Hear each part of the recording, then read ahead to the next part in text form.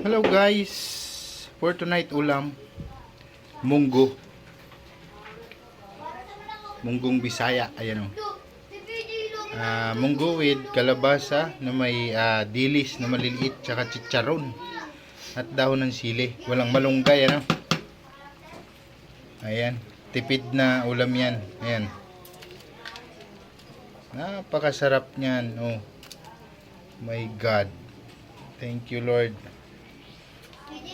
for this ulam for dinner. Oh, kasi ramon, oh, diba? Man mo nga kung okay na yung lasa. Okay na. Ayos na, tikpan mo na. Tikman ko na. Ayos na daw yan. Yun yan, ah. That's it na, guys. Hindi natin kailangan magpakagastos-gastos na napakarami. Kailangan tipid lang. Okay?